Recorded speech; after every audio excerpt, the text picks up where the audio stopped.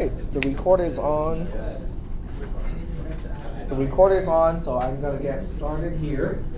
So I'm hoping that most of you have gotten started with the homework assignment. Are there any questions related to the homework assignment?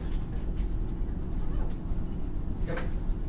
Okay, so I looked at like what you did before, and I understand the ripple one completely. I've got that. But like in the look ahead one, when you did like the iterations and the populating the array and stuff, how are we going to do that with the transistors and gates? Okay, so let's go ahead and go back and take a look at the look ahead approach of implementing an adder. Okay, so I got the slide already popped up here, and you can see that it was last updated today. Yay! Because I added a subtractor section to it, so we can have a look ahead subtractor. That's okay, you know, we are not, your homework is still the adder. Okay, I haven't changed that part yet. Okay, so this is the carry look ahead and basically the math behind it. I did some, some additional stuff to kind of explain, the proof itself. Okay, so you might notice that some of these is a little bit different from last time, but not a whole lot. Okay, I fixed one of the parentheses. Remember, I missed the closed parenthesis here. It is now here because I, fixed that. Okay, so the most important part is this is how we derive the carry. Okay, let me just highlight this first. I have to be careful because if I click in the wrong part, it would just kind of turn it into, it would compact it. Okay, so this is the part I want to look at first because this has to do with the structure of the adder, nothing else. Okay, in other words, this is why we have carry ripple to begin with, because the carry of bit I plus 1 depends on the carry of bit I. And then the carry of bit I depends on the carry of bit I minus 1, and so on. And because of that dependency, we have a linear dependency, and as a result, it's going to take a long time for the entire adder to be done. But this is the definition. Are there any? Is that okay? All right. So this part, is understood because this is also shared by the ripple adder. Okay. So when you look at the ripple adder, it has exactly the same component. So when we expand what is W, the Wi is basically the intermediate sum, which is R x y. Okay, is that okay? So when we look at it that way, and we also know what is C because C is the carry. We only end up with the carry when X, I, Y, I are both ones. And as a result, the conjunction can be used. And that's why we can rewrite, C I plus 1 like this here. Okay, once again, I have to be careful how I select the text. There we go. Okay, so are there any questions how we went from the equation above to this particular equation? Okay, questions? Very good. And once we expand Wi, then we end up with this one here, because Wi expands to exactly this part. This is Wi, and that's how we end up with the equation that we plug in here. Are we still doing okay? Okay. So when we get into this part, we use the little trick that we talked about last time. When you have a disjunction of various terms, you can always introduce more terms that are more specific than the ones that you already have without changing the meaning of the disjunction itself. And that's the main trick that I used here, because I introduced this particular term, which wasn't here before, but it is just a more specific version of this. And I can introduce as many of those as I want without changing the actual value of the expression. But after I introduce these, I can do simplification, and then I end up with a, slightly, more optimized, equation. Is that part still okay? Yep. But basically, you just change, you get rid of XOR and making it more when you get one. Say again? You're changing the XOR to an OR when you get one. Yes. Yes, correct. But it will still be done doable by some kind of logic. And then the next thing we do is to say, okay, so but the importance of this part, okay, so let me just highlight. The importance of this part is we are relating C subscript I plus 1 to some kind of input and then C of I, C subscript I. Is that okay? But this is still causing the ripple because because the carry of bit I plus 1 is still depending on the carry of bit I. The carry of bit I is still depending on the carry of bit I minus 1, and so on. Okay. So the trick to get rid of that dependency is to say, oh, let's take a look at C2. C2, using that very same equation, is x1, y1, or x1 or y1, and then the whole thing and C1, okay, just because of the definition that we had a little bit earlier. So you look at this and go like, well, that's not good because, in order to figure out the carry of bit 2, we have to first figure out the carry of bit 1, which is causing the delay. So instead of waiting for C1 to be done and give you the result, we say, okay, let's look at the definition of C1 and see whether we can do something about it, right? So that's how we expand C1 using this equation. I just use substitution. This is how C1 is defined. This is where C1 is used in the definition of C2. So I use substitution and end up with this particular expression here. So are we okay so far with how we end up with the second row of this derivation? Okay. But when you look at the second row of the equation, do you see C1 anymore? No, go ahead. My question is, in our adder that is for the homework, is going to be 4 bits plus 4 bits, so we will have C4, C3, C2, C1, C0? Mm-hmm. Yep, that's correct. Okay? Be a big one. It will just be a little bit longer. But once we expand all of these terms, then we can see that C2 can now be defined using this particular expression. Oops, I know. I knew that would happen at least once. Let's do it one more time. There we go. So look at the last row. Okay, the last row is the only one that is important. So we have a whole bunch of expressions involving the conjunction of x1, y1, the disjunction of x1, y1, the conjunction of x0, y0, and the disjunction of x0, y0, and then between those terms we have some conjunctions and some disjunctions. But nonetheless, C1 is no longer a part of it. In other words, I don't need to wait anymore. Do I have to wait for the x bits? No, because they're a part of the input, right? And the same thing applies to the y bits, and the same thing applies to C0 itself, because that's carrying in. So that means this expression, the last row, has no dependency on the previous carry bit anymore. It can be computed as soon as we have the x and the y and the carry in. Does that make any sense? That is the trick. That is what we call the look ahead. Yep. So in terms of the circuit, are you trading space for speed? You are trading more transistors for improved performance, yes. Okay, so but this is really kind of awkward, because you have to kind of keep writing all the conjunctions and all the disjunctions. So what we do is we say, okay, we'll call G a generate term, and by definition here for an adder, we define G, which is the generate term, to be the conjunction of xi, yi, and then we also define pi to be the propagate term, and it is defined to be the disjunction of xi, yi. Okay? Yep. Is G and P, are G and P going to be like a separate circuits that we can implement separate and then add it to the big one? Yes. So, because the P's and the G's are used in the circuitry quite a bit, so you definitely want to have those computed by gates and then feed those signals into wherever is needed.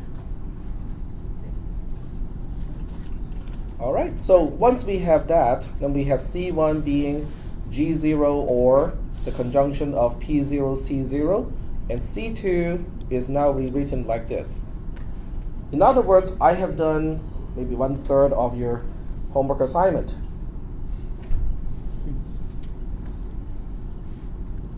Is that okay? So how do we turn this into a gate logic thing? I mean, just looking at C subscript 2 itself. The pluses are disjunctions, right? And then the multiplications are conjunctions. Conjunctions are basically AND gates. Disjunctions are basically OR gates. Oh, but what about the P and the G's? Well, let's just look one line up, okay? That's how the P's and the G's are defined. They are also the results of applying AND gates and OR gates. Those are far easier to deal with because there's a lot of structure as to how the G's and the P's are defined. The C's are the messy ones because there's no regular pattern to the C's. But as far as the P's are concerned, and also the G's are concerned, they're really easy to define. Yep. So when we figure out the carries, you pretty much just add the carry to the previous result to get the sum. When you have addition, okay, so I've been itching to do this because in the previous class I was still using the smaller notepad. This is kind of like a letter-sized piece of paper, so I want to see what is the effect of using this. Okay, so when we do the addition, you have two numbers, right? You have X, you have Y. These are two multi-bit numbers, right? They're given to you. So you want to perform this addition. But the way I represent the addition is I have a row here called W, and we have another row here which is the row of all the carry bits. There's another addition here, and this is the last row, which is the sum. This is a graphical representation using exactly the symbols as I used in the notes. Okay, drawing pictures is not my forte. That's not what I'm good at. So I do it in class. But to turn this into an actual picture and put it into my notes, well, I suppose I can do it now. Now that I have a screen capture, I just freeze a frame in YouTube, screen capture that, and then put it into my notes. Yep. So W is pretty much the result of X and Y, and then the sum is pretty much the result of W. Yes, the sum is the result of W and C. But the R is an exclusive OR, so you can do that with a gate. Yeah. Is that okay? Yeah. Any other questions? So let me switch back to the browser. Any other questions? Yep. So at the end, we're supposed to have like a splitter with the four things going out of the 4-bit. You wanted one 4-bit for alpha, right? At the end. Yes. You said that you wanted, just like how you have a splitter on the input one, so that you can have the 4 pins accessible. I guess, what are we feeding into the output? The output is, you have 2 distinct output pins, quote-unquote pins, Yeah. because one output pin is a 4-bit pin. That is the sum of your addition. Yes. And then the other one is a 1-bit output pin, which is the carry, which is C4 basically. C4 is your carry out. Okay. Because there's no other place to put C4. You're not going to use C4 as a part of the sum, but yet it has its own importance, so you would basically put it out as its own pin. In other words, in this particular picture, there's one more component, which is C4. C4 is that one extra carry that does not have anything corresponding to it. In other words, when you look at that particular bit or bit 4 in your homework assignment, X and Y, they do not have bit 4. Okay? The sum does not have bit 4. but they're 4 bit wide, which means the most significant one is called bit 3. Okay. Any questions about this picture and how it relates to your homework assignment?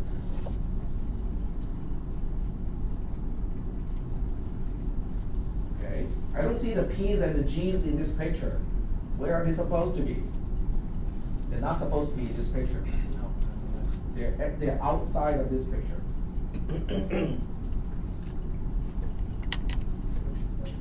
Sorry? Oh, okay. Are we still okay so far?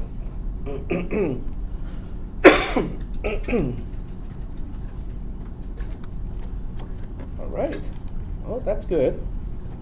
So I did beef up, this proof a little bit. The way I beefed it up is to do some explanation of each step. How I derive from one step to the next step. For those of you who want to know, who really need this closure and say, okay, I need to know how we went from one step to another step. This is for you. But in this class, I'm not going to test, whether you guys can prove, an expression like this, a theorem like this. So don't worry if you don't fully understand it. That's okay. But I do want to include the proof here.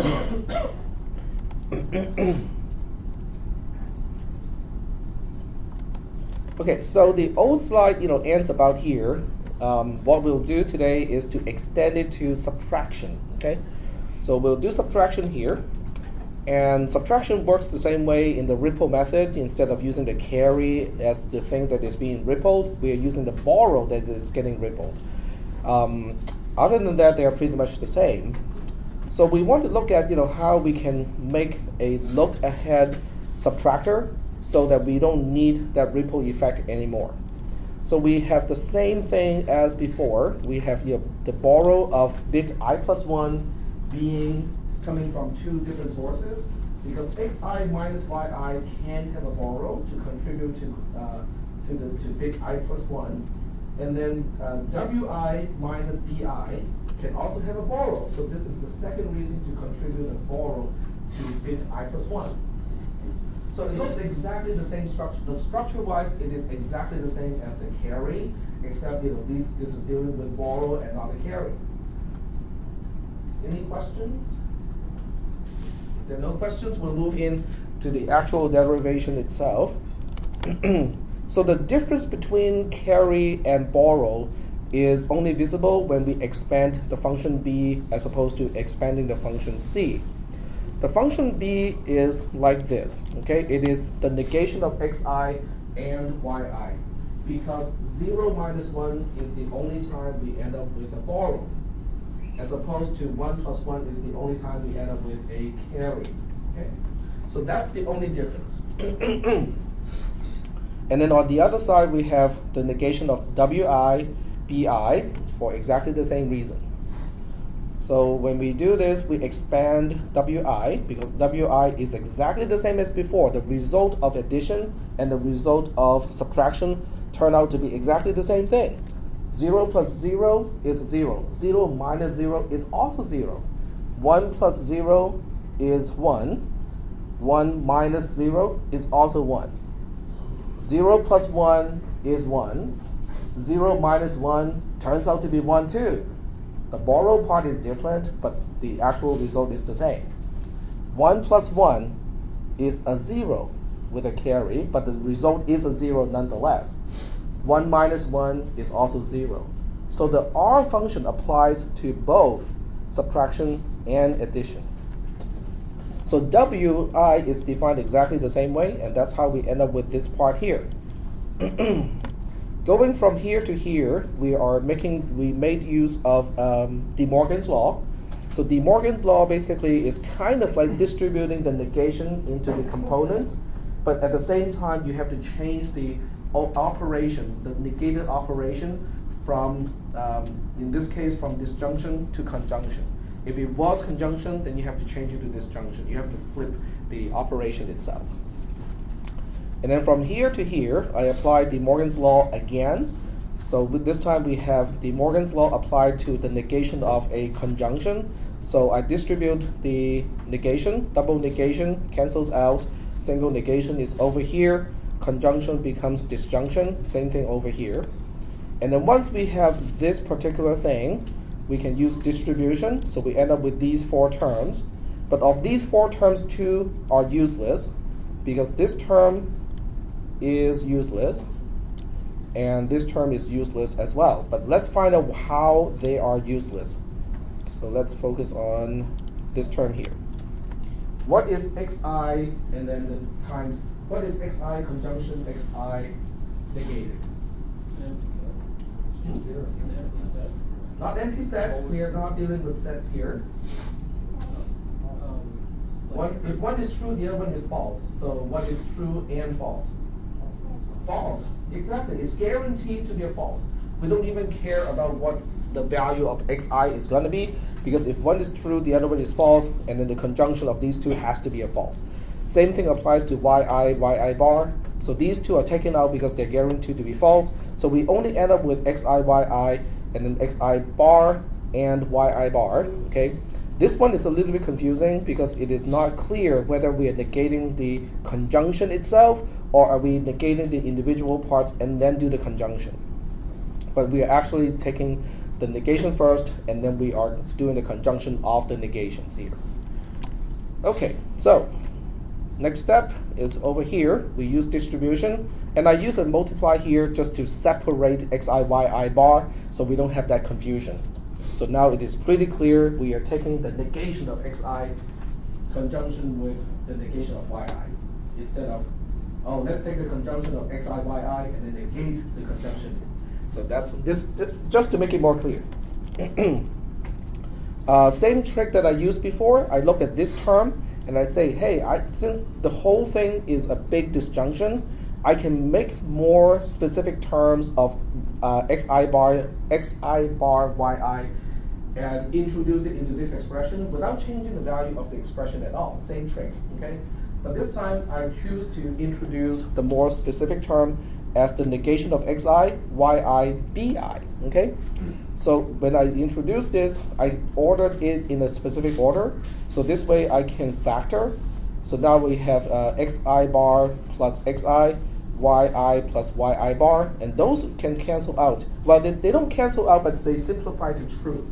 Okay, because this time we have a disjunction. One side has to be true, the other side has to be false. So when you look at the disjunction, it has to be true.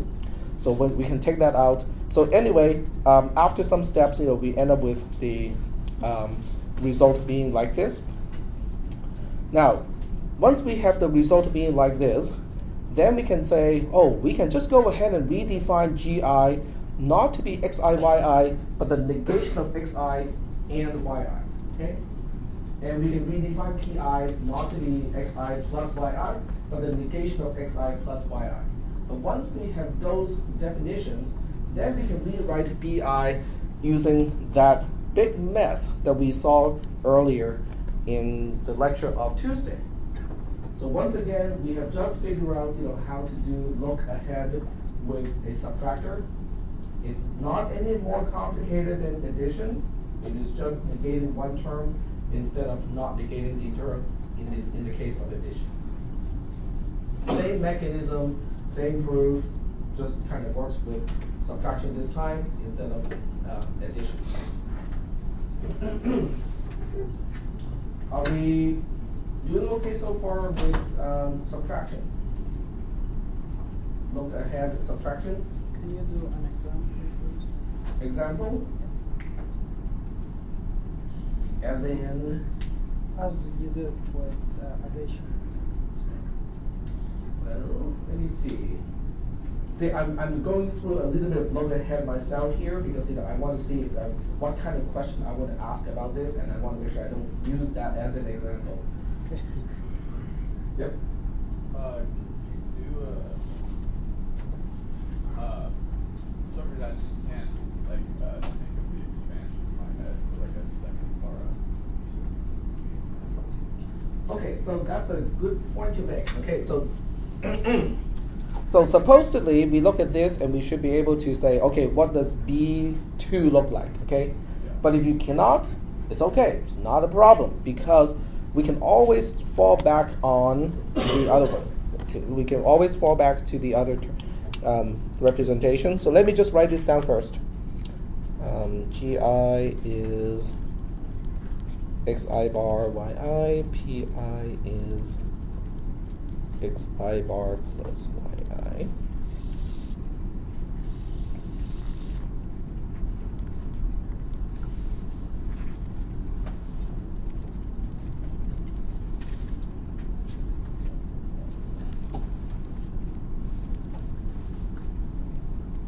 Okay, so now we can switch to this.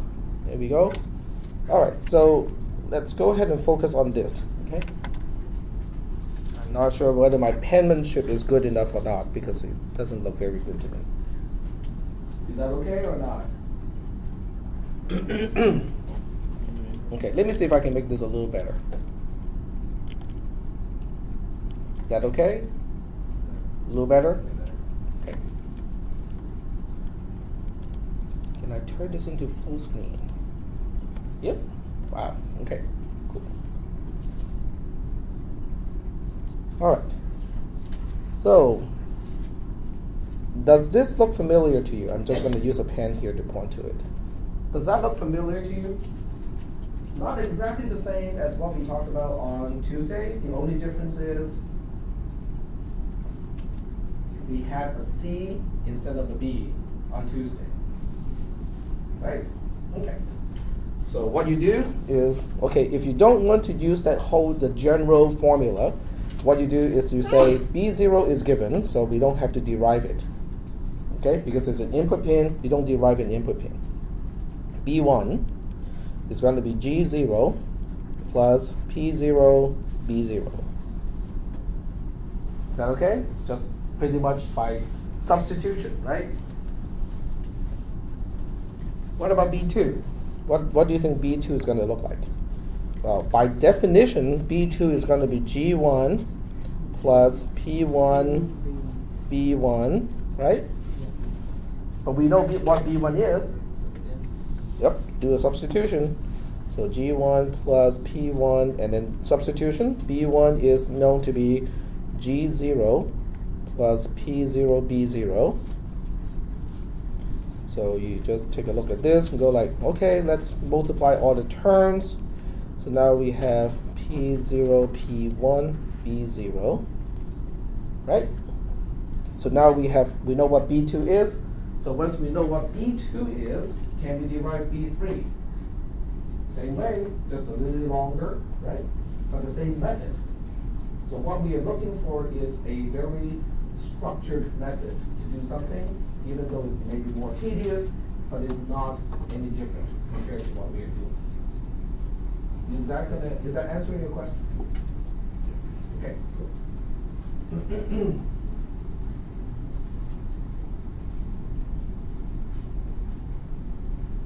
All right, so are there any questions at this point?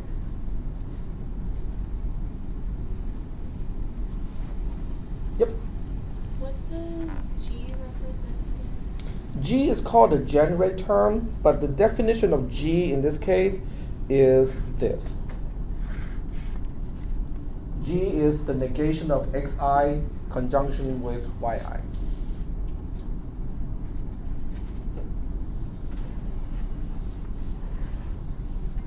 Any other questions? Yep. How do we represent negation again in the circuit? Negation? Yeah, like negating x. Is it the exclusive or? No, well, negation is done by this. Okay, so when you have a gate, like an AND gate in this case, so with a gate, you can choose which input pins to negate as the property of the gate itself. So normally, by default, they're all non-negated, but you can say, I want to negate the top one, then a bubble would appear on the top one. So the bubble indicates that particular gate is negated. Mm-hmm. Yep.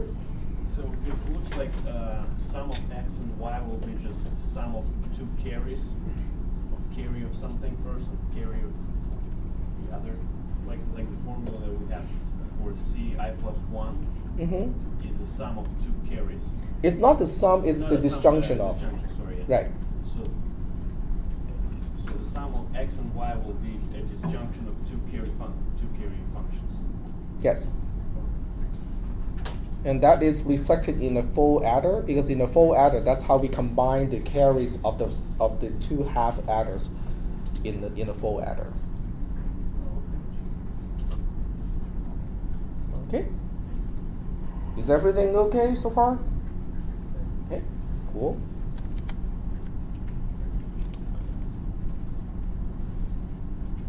So I don't know about you, but I think at this point, I think this is really cool because we have just boiled arithmetic operations down to logic gate operations.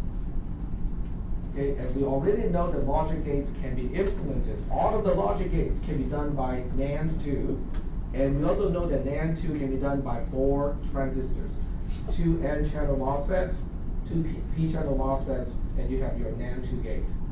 In other words, all of this stuff can be done by transistors. Well, yes, you do need lots and lots of transistors, but you can do it using transistors. So I think that is important. I think it's kind of important to take a step back and say, okay, how does this connect to the rest of the material that we have talked about up to this point? The big picture, not in details, but the big picture. How is this connected? So is that part okay too? Is everybody making that connection? So we'll talk about some flags here, and then we'll talk about signed representation.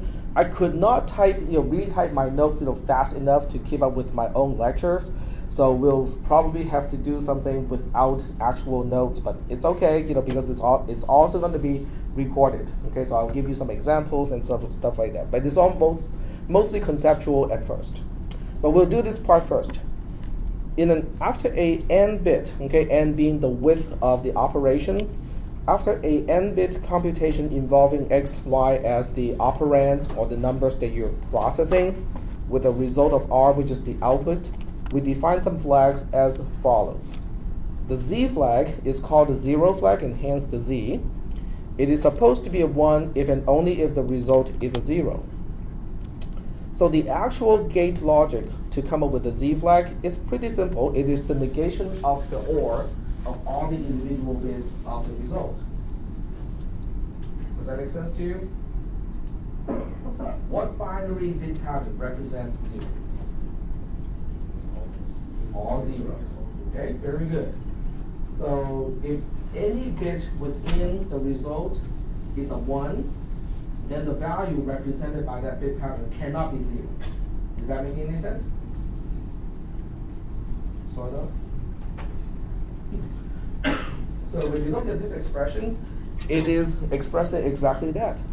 Because without the bar on top, it is just an OR, basically where I'm doing a logical OR of all the individual bits of the result. What does it mean when the OR is a false? We got a 0, okay? But that's the opposite of what we want, because we want the z flag to be true when the result is a 0. So that's why we have to put a bar on top of that and say, oh, let's negate that. Okay? Is that okay? I can do this in LogicSim as well so that we can actually see how it's done. Excuse me. C is another flag that we are interested in. It is Bn for a n-bit computation. Now remember, we number the bits from 0. Okay? So the result only has bit 0 all the way up to bit n minus 1. Bn is the borrow that is applied to bit n. In other words, this is the one that is out, quote unquote, outside of the width of the subtractor.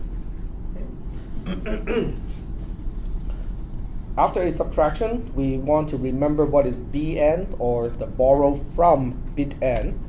After an addition, we want to remember what is Cn, which is the carry to bit n. So if they're named the same way, they're both named the carry. They're both named the C flag because for the most part, people either use it for one or the other purpose. So we only have one flag to remember the leftover, borrow, or carry. The next one is called a sign flag. The sign flag is easy. The sign flag is simply bit n-1 of the result. In other words, it is simply the most significant bit of the result. Now, why is that important? Well, it has to do with how we represent negative values. Okay, so we'll get to that part. And until we are done with how signed numbers are represented, I'm not going to talk about the overflow flag because otherwise it would just be more confusing. Now, these flags are important because after a subtraction, particularly, we will use these flags to implement instructions that make decisions. In other words, every single time you think of a conditional statement or the condition of a loop in a high-level programming language, everything like that has to boil down to using one of these 4 flags and say, should I go this way or should I go the other way? Okay? Everything boils down to this. Or another way to put this is at the lowest level, as far as your computer processors is concerned, it can only make a decision, it can only branch based on the truthfulness of these flags, as far as an algorithm is concerned. Isn't that amazing? I mean, think of all the programs that you have written up to this point. You think about all the conditions of the loops and stuff like that, you know, including the complex ones. All of them eventually boils down to using one of these 4 flags to decide which way to go. Okay, so I'm running out of notes here, which is not the same as saying that I have no material. It's just that it is hidden because it is in the past. You know, I have used those. So let me see which one may contain that.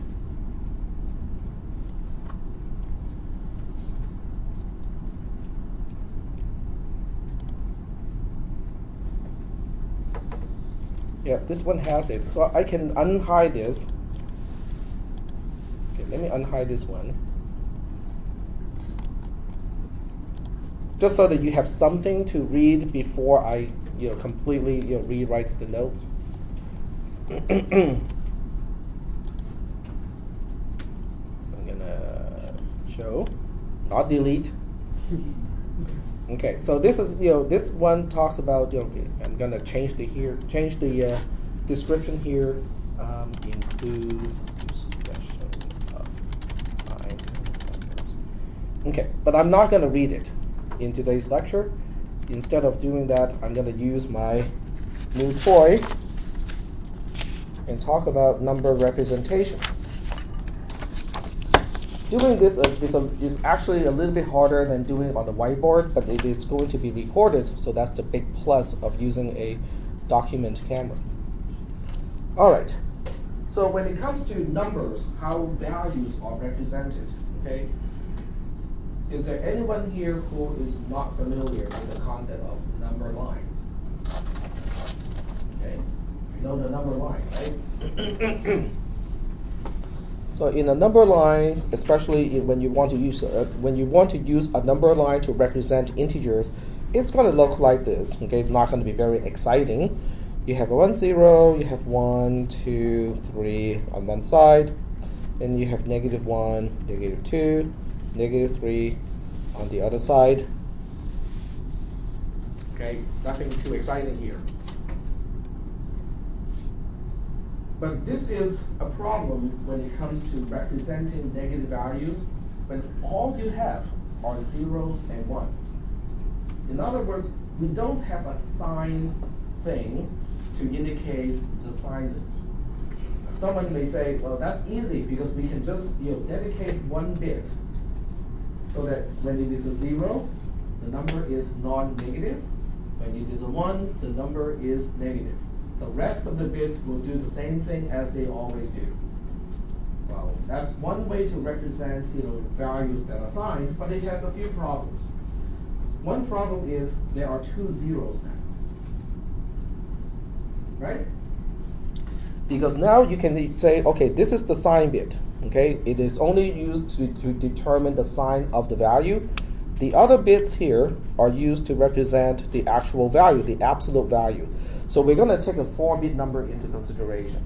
So let's say on one side we have 101, which is a 5. So in this case, 1101 is going to represent -5 because the sign bit is a 1 here.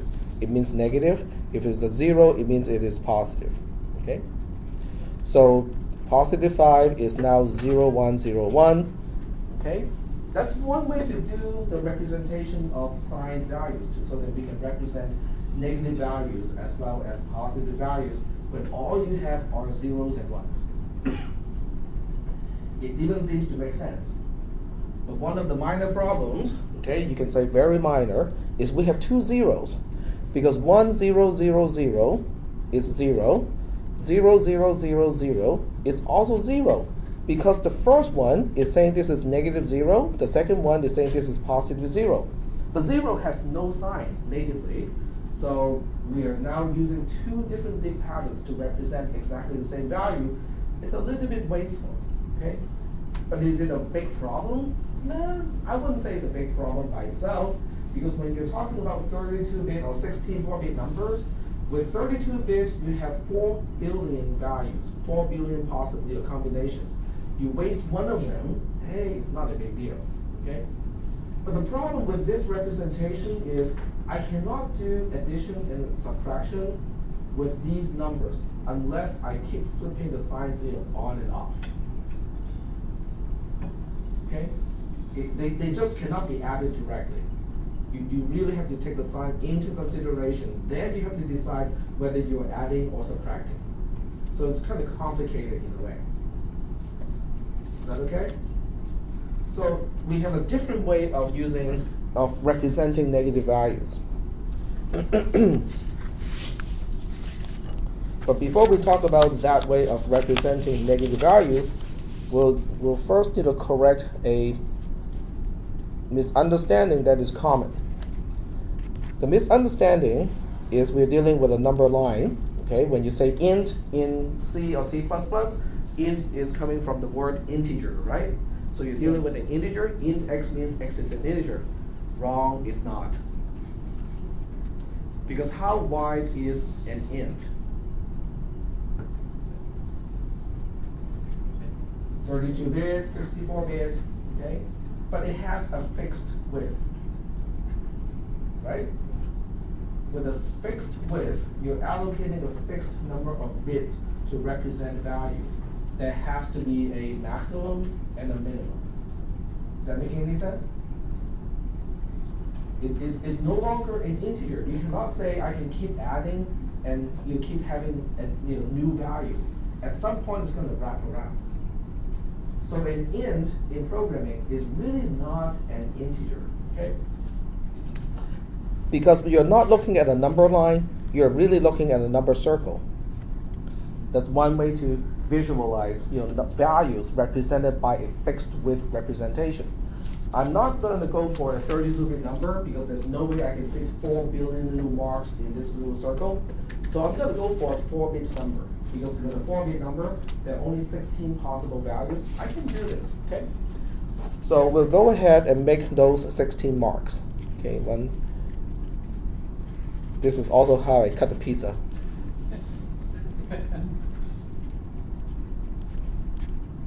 Okay, I think that's it.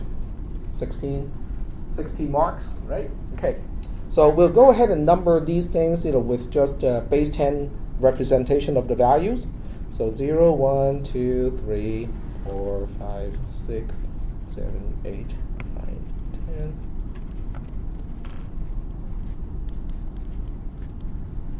Okay.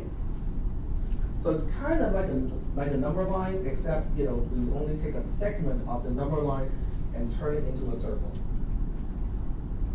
Well, if you're adding, you're basically rotating, you're moving your mark. Okay, so this is what it's like.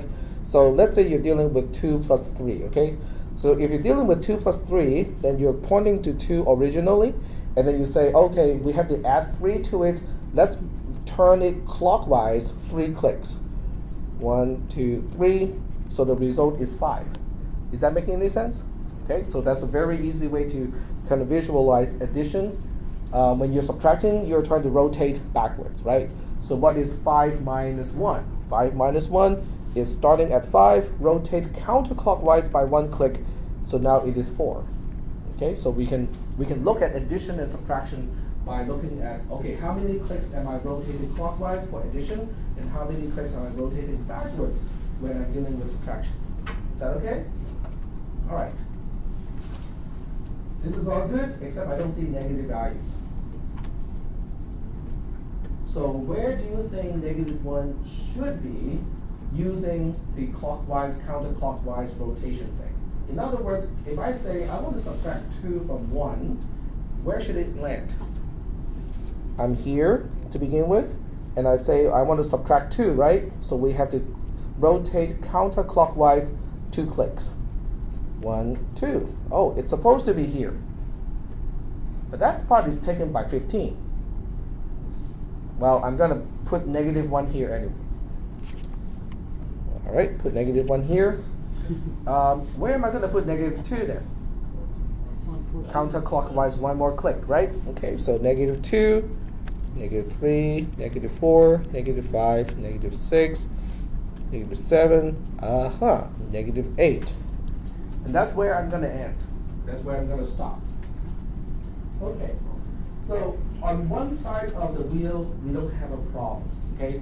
You know, from 0 to 7, all the way from 0 to 7, it's fine, not a problem, because we don't have 2 values taking up 1 single slot.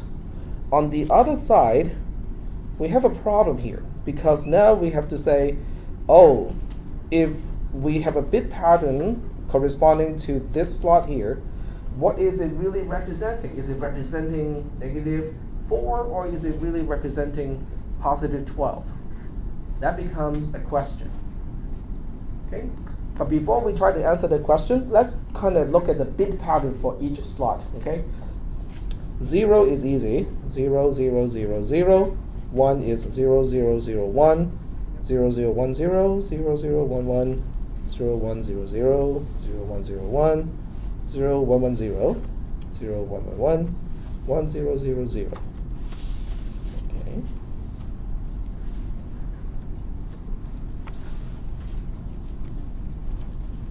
Oops.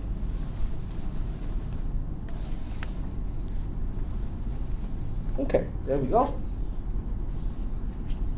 Do you see any particular pattern with all the negative values? What is common? They all start with a 1. The most significant bit are 1s. Okay?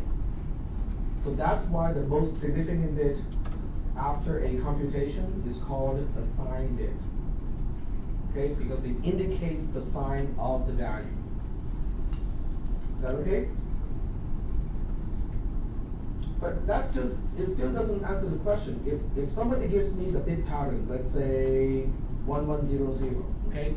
How do I know whether that person is really talking about the quantity of 12 or the quantity of -4? I don't. But why do I care? When do I really care whether we're talking about 4, -4, or +12? Yep. Whether it's a signed or unsigned number. Okay. But why do I care whether it is signed or unsigned?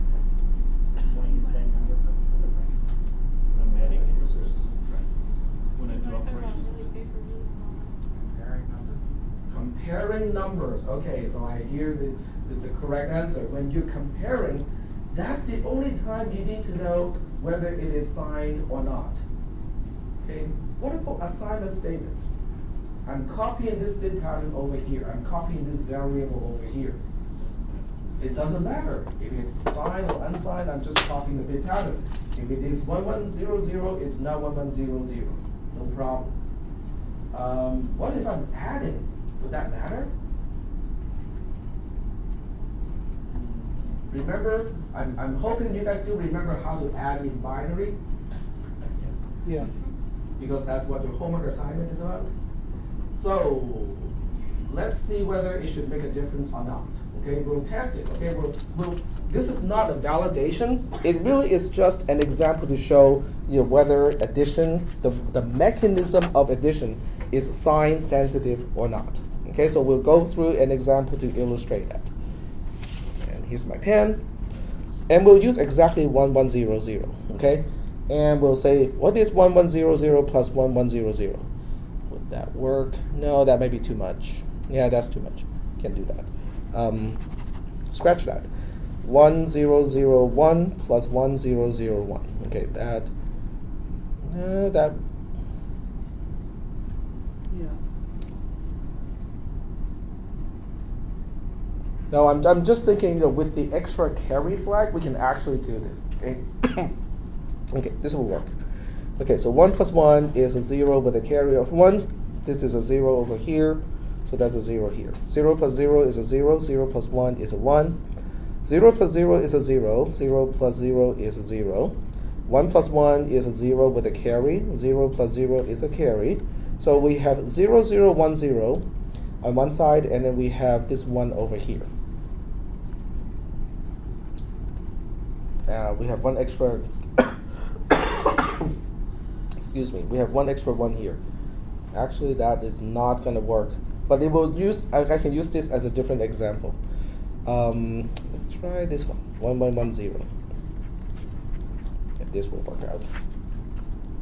Okay, so 1 plus 1 is a 0, 0 plus 1 is a 1, 1 plus 1 is a 0 with a carry, 0 plus, there's probably a 1 over here. And then 1 plus 1 is a, okay, I'm missing something here. 0, that's extra 1, yeah. Yep. 1 plus 1 is a 0 with a carry, 0 plus 1 is a 1, so we have that. Okay, so this is a good one. Okay, what is 1110 in the number wheel? I can bring it back. 13. It's 14. Okay, it's 14. So let me bring the number wheel back. 1110 can be -2 or 14. Okay? So on this side we'll say, okay, it can be -2 plus -2 can be 14 plus 14. Okay? -2 plus -2 is supposed to be -4. So now the question is 1100 representing -4 in the number wheel?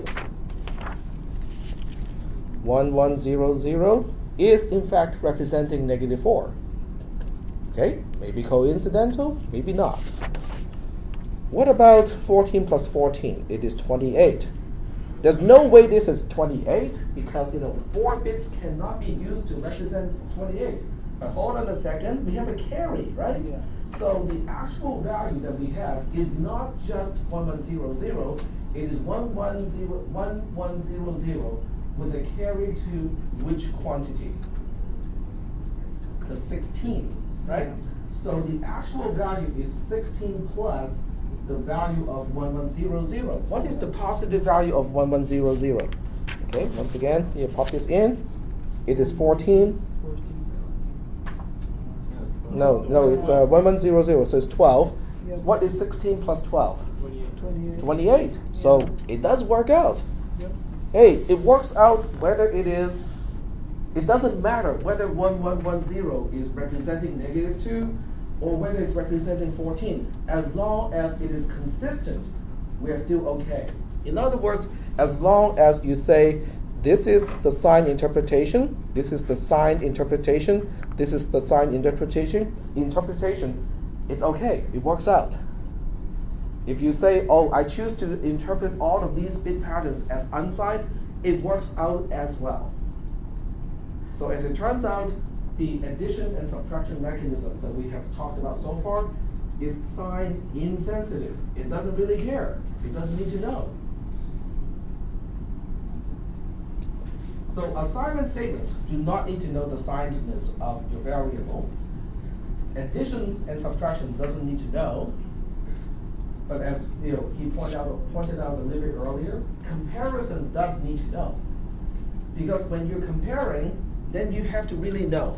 Because let's say I'm comparing 2-bit patterns, okay? Take this away, and we will say Okay, this is a question mark. Okay, is the left-hand side less than the right-hand side? Okay, so I'm going to write this as a binary bit pattern here, and I'm going to put something familiar. Okay, 1100, something that we already have seen quite a few times, and 0101. Okay, so here's the question: is 1100 representing a value that is less than the value represented by 0101? Now we have a problem, because, well, it is yes and no, but it depends on, do you want to look at these bit patterns as signed values, or do you want to look at these bit patterns as unsigned values? Okay, so now we have two possible answers. If you want to look at everything as signed, okay, then you're looking at the quantity of -4, because 1100 is representing the quantity of -4. 0101 is representing the value of 5, and then the answer is yes. It is less than. Yeah. But if you choose to say, oh, no, I want to look at these as unsigned values, then you are comparing which two values. 1100 will now be representing the quantity of 12. 0101 will still be representing the value of 5, but then the result of the comparison is no. It is not less than. Is that okay? So it is only up to the point when you need to make a decision based on comparison that whether it is signed or not makes a difference.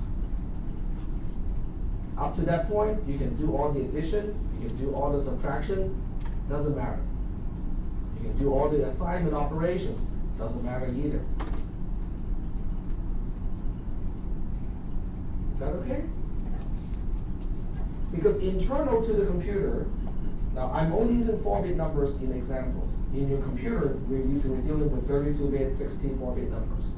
But it doesn't really change the subject matter itself. Because with a 64-bit number, each one has two ways to be interpreted. If you look at one specific 64-bit bit pattern, and you say, oh, it's an integer, you still have one more question to answer. Is it a signed integer, which means the range of values that to be represented can be positive and negative, or is it a unsigned integer where it is only representing non-negative values? You still have to answer that question. As it turns out, the question is not important when you allocate the variable. It is not important when you're doing addition and subtraction to the variable. It is not important when you're copying the variable. It is only important when you're comparing the variable. Okay? So that's kind of interesting, because in C++ or C programming, the first thing you know about the variable is whether it is signed or not. As it turns out, it is not even important for the most part until you compare.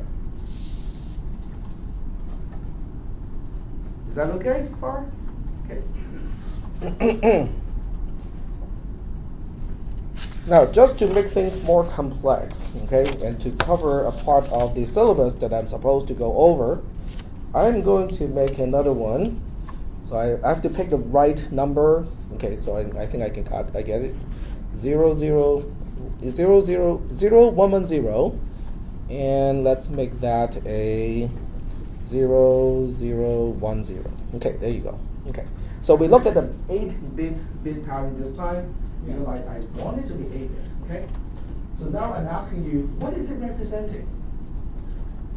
1 byte.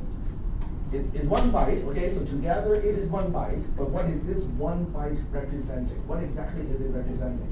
So let's go ahead and try a few kind of really common interpretation of this particular bit pattern, okay? All right, the first one is to look at this as an integer, okay? So as an integer, this is 96 plus 2, which is 98, base 10. Okay, so we'll emphasize this is 98 base 10 because that's the quantity that it is representing. Is that okay? because it is 2 plus 32 plus 64. Okay. Okay? Yeah. Okay? Is that okay? Now, because the sign bit, the most significant bit is a 0, whether it is signed or unsigned, it is still 98. So that part does not matter anymore. Okay? I can look at this and say, hey, it is not representing 98 as a value, as an integer. It is representing 62 in base 10. What's 62 in base 10? What is going on here? I think very few, yeah, go ahead.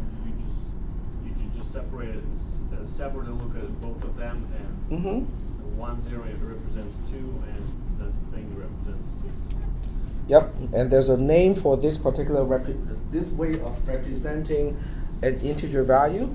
I'm going to see if you guys know that, because very few people, if any, in this class will actually know this term. Dotted decimal? Hmm? Dotted decimal? Close. Decimal is a part of it. Hex? Not hex. Octets. It starts with a B. Binary. Binary coded decimal. BCD. Okay? So this is BCD, which is not used anymore. Okay? So BCD is basically breaking up a byte into 2 parts, into 2 what we call nibbles. Okay? Each 4-bit part is called a nibble. And in each nibble is representing 1 base 10 digit. And that's how they represent values with banking systems in the past. Okay? So using the BCD interpretation of this particular byte, it is representing the value of 62. Okay, what other ways can we look at this particular bit pattern? What is it representing? Yep. How exactly does it represent 62, like, in the process? Like, you said it means 62, like... 6 out of 2. Oh, 4, okay, 6. okay, got it. Yeah, because the first nibble, the most significant nibble is a 6, Gotcha. and then the least significant nibble is a 2. But for computation, as far as BCD computers are concerned, it is representing the quantity of 62, so you can use it for comparison, addition, subtraction, and so on. Okay? What? Yeah. I'm just curious, when did they stop using? BCDs? Yeah. I think as soon as ASCII, as soon as they started to have the need to represent letters, So it's been a while. BCD was starting to go out because they have problems now, right? Because if you have to represent, A to Z, all the punctuations and stuff like that, how do they work that into the system? That's a good question. I'm going to kind of show you guys a little bit of the history of all this stuff here. So, BCD and ABCDIC. ABCDIC. There we go. Okay, ABCDIC is, this is a standard prior to ASCII. And you can see BCD is a part of it. ABCDIC stands for Extended Binary Coded Decimal Interchange Code. Now, the interchange code part, okay, I'm not going to say anything about this part. I will just let you read it. It's an 8-bit character encoding scheme mostly used on IBM mainframes, but this is back in the 50s and the 60s. Okay? And it's basically extending the BCD representation to also take into consideration that we have to represent letters, punctuations, and stuff like that. Okay? But later on, because of ASCII, ASCII basically took over and say, okay, this is a better way to do it, and then nobody used ABCDIC after that. Is that okay? Oh yeah, I'm just curious. Yeah. Oh, okay, absolutely. So for those of you who are really interested, you can actually go ahead and read this part. Because the ABCDIC table, I'm not sure whether they have it. Yep, they do. So the ABCDIC table has pages, and on each page, they have, the interpretation of those things. But the problem with this, encoding scheme is the coding of I and the coding of J, they're not consecutive.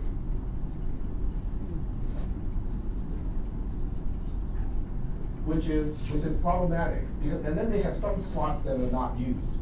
So it's really an odd, scheme of encoding characters. So you can read about the history and how it got replaced by ASCII, because ASCII is a lot cleaner, makes a lot more sense, as opposed to EBCDIC. But the EBCDIC started off with the first page 0, which is this part here, how it represents the values of 0 to 9, or 0 to 9 to begin with. All right, so there is that. Okay, so getting back to my document camera, what else can be represented by 0, 110, 0010? Okay, does anyone remember your dad had one of those really noisy and super annoying printers that goes like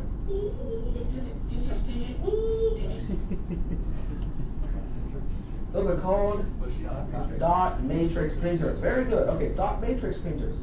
So they got the name of dot matrix printers because there's a print head, which basically is an array of pins, okay, and each one can be individually activated to extend or not. And there's a ribbon, right? So when the pin extends, through the ribbon, then the ink on the ribbon will be transferred to the paper that you're printing on, and as a result, you have a dot on the paper. So that's the principle of a dot matrix printer. When was the last time you saw somebody use a dot matrix printer? They're still in use because they're very reliable. For example, in the airports, Yeah. manifest they're used, and the lifespan of this printer is like 40 years, and the lifespan of an office printer is just 1 month. And also, whenever you need carbon copies, you need something that actually physically strikes the paper, and that is still used in O'Reilly's, previously known as Grand Auto. Every time I walk into a Grand Auto or O'Reilly's, I have to keep asking the guy, so when are you guys going to update to laser printers? Because they have these old brother dot matrix printers, and I go like, how do you find parts to repair these things? Apparently they have warehouses and warehouses of old printers that they can cannibalize to repair the ones that are in existence. And according to the guy, according to the stock level, we can still going for a long time. It's funny. But the reason why I brought it up is because, this particular byte, if you send it to a dot matrix printer, it's going to print this pattern here. Okay, I'm not really quite sure whether it is in this orientation, but you get the idea. Okay, out of 8 possible dots, okay, 2 dots over here and 1 dot here is going to have some ink, depending on what was the last time you replaced your ribbon, your ink ribbon. Is that okay? But this is getting awkward, but it's also getting realistic, because the binary bit pattern does not say anything about how you should use it. It's nothing more than just 8 bits right next to each other. That's it. Okay? What it is representing depends on your program, depends on how you're going to use it. They can be representing dots on the screen. Okay? Which pixel is supposed to be a bright dot and which one is supposed to be off. Is that okay so far? Okay. So I think I'm hoping that this kind of extreme example will help you guys kind of understand that when you look at a big pattern, don't automatically try to figure out whether it is signed or not, because it is just a big pattern. Until you have to compare, or until you have to figure out the result of comparing 2 values, you don't have to know. Is that okay? All right? Okay. So the next question now is, okay, so now that we know that there are signed interpretation of a particular bit pattern, how do we know what it is representing? In other words, let's take a 4-bit number, okay? Because 4-bit numbers are easier to work with. It doesn't need as much time, and we already have the whole table to figure out which one is which one. So I'm just going to take a look at 1101 as a 4-bit signed number. I want to figure out what value is it representing. How do I go about doing that? Now I can always just take the number wheel, right? Just kind of plop it here, and then go back and say, yes, we know what it is representing. I'm hoping none of you actually has photographic memory to remember that table, because I want to actually derive it. Is that okay? All right. So in this case, we have an operation called 2's complement. So the 2's complement of a particular bit pattern, I'll just call the bit pattern x here, is the 1's complement of the bit pattern x plus 1. Okay? This is just the definition of 2's complement. It's 1's complement plus 1. Then the big question is, what is 1's complement? 1's complement turns out to be just the negation bitwise not. So this is the bitwise not of x plus 1. Okay, so that's it. This is the definition of 2's complement. It is the bitwise not of a particular bit pattern plus 1. Okay, so knowing this, now we say 2's complement is arithmetic negation. In other words, it's doing the same thing as unary subtraction. It's a claim, not really 100% sure whether it's true or not, but we'll give it a try. Okay?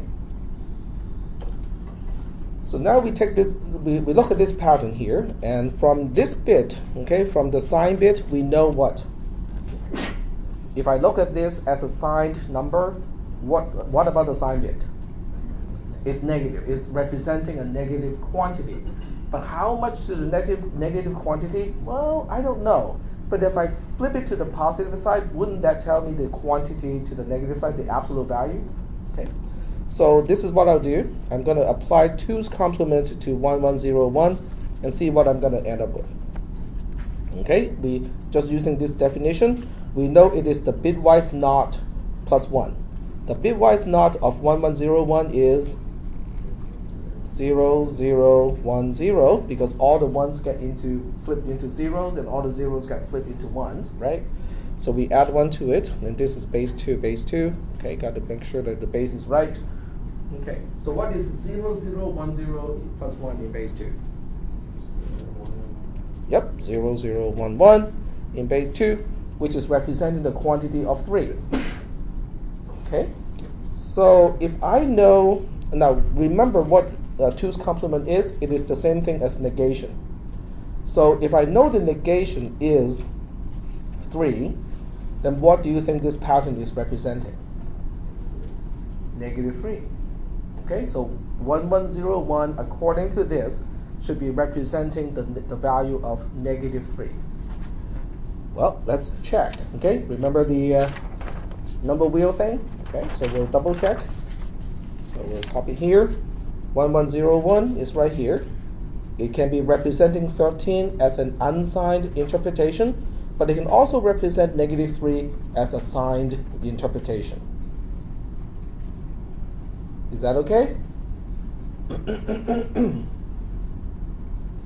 That's okay.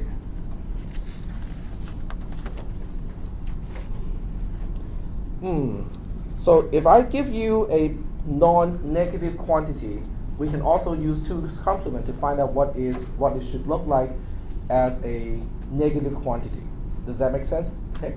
So let's give it a try. Okay. So I want to say, okay, what does negative 5, the value negative 5, look like as a 4-bit signed value, signed bit pattern? Okay, that's the question. So this time, I'll give you guys like maybe 2 minutes to do it, and then I'll do it on the projector, and that will be the end of today's lecture.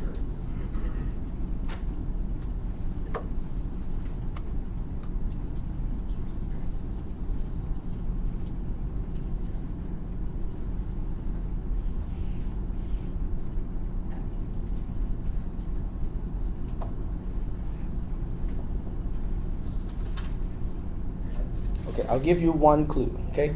So I can give you one clue and say that 5 in base 10 is 0, 1, 0, 1 in base 2. That is a given.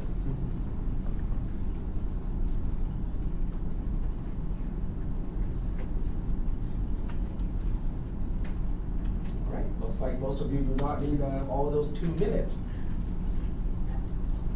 All right, so let me go ahead and give it a try, okay? So -5 is going to be the same thing as the 2's complement of whatever bit pattern is representing 5, which is already known here to be 0, 1, 0, 1 in base 2. Now I can make this claim because I made a claim earlier that 2's complement is doing the same thing as unary subtraction, which is just arithmetic negation, right? So I made that claim. So now we can take a look at this and go like, okay, what is the 2's complement of 0, 1, 0, 1? Well, it is the bitwise knot of 0, 1, 0, 1 plus 1. Bitwise knot is easy to figure out because all the 1s turn into 0s, all the 0s turn into 1s. So we have 1, 0, 1, 0 in base 2 plus 1, which is in this case 1, 0, 1, 1 in base 2. So -5, the quantity, is represented by the bit pattern of 1, 0, 1, 1 using 2's complement method. Is that the case? Let's check. Okay, so I'm going to use the number wheel again. So the number wheel is actually quite useful because I can check many things this time.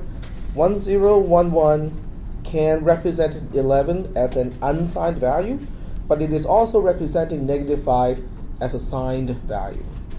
So it does work out. You know what? I just lied because I said this is the last thing I'll do. There's one more thing. Okay. Okay, this one more thing is kind of important too, because okay, we know that, right? The negation of a number is itself, okay, because it cancels out. So if I claim that 2's complement is doing the same job as negation, then I should get something like this, right? C2 of C2 of some x should end up with x. Does that make sense? Okay. So let's check out whether that is the case or not. So I'll use a particular example. In other words, this is not a proof, okay? But I'm just using it as an example. So we'll use 1, 0, 1, 1 in base 2 as an example because we just did it earlier. Okay, so it is a C2 of the other C2. So I'll do one of these without using paper, just using mental math or memory in this case because we just did this earlier. So we know the C2 of 1, 0, 1, 1 is 1, 0, 1, 0, 1 in base 2 because it's 5. It's negative. Because when it's -5, you take the negation of that, it becomes 5. Is that okay? Because we just did that. I just did a substitution here. Okay. So now we take a look at this. And then we ask, what is the result of this? So we got the 2's complement, 1's complement of 0, 1, 0, 1 in base 2 plus 1. It is 1, 0, 1, 0 plus 1. It is 1, 0, 1, 1. It gets back to itself. Now I think I did not do this one. So we'll go ahead and do this one separately just to make sure that today's note is complete. This is the bitwise knot of 1, 0, 1, 1 plus 1, which becomes 0, 1, 0, 0 plus 1, which is 0, 1 plus 0, 1. So even if I didn't do that before, that's some problem. So it does work out, okay? All right, so I think at this point, we are somewhat sure that C2, the 2's complement representation, is in fact dealing with the negative values. It's the same thing as doing the arithmetic negation, okay? So knowing that, okay, next time on Tuesday, we are going to take a look at 2 flags. The sign flag, which is really simple, and also what we call the overflow flag. particularly after a subtraction. So I'll be working on my notes, for next Tuesday, but you probably want to make sure that you understand all the material up to what we just talked about. Yep. And the homework too. Don't forget the homework. For the inside parentheses 0101 plus 1. How do you change to 10 to 1010 plus 1? And then how does it change from here to this number? Because that's a device one's constant, which means you flip all the ones and the zeros, all the zeros.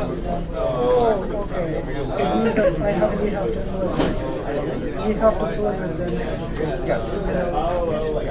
Thank you.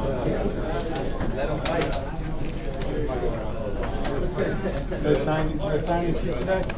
No sign-in sheet.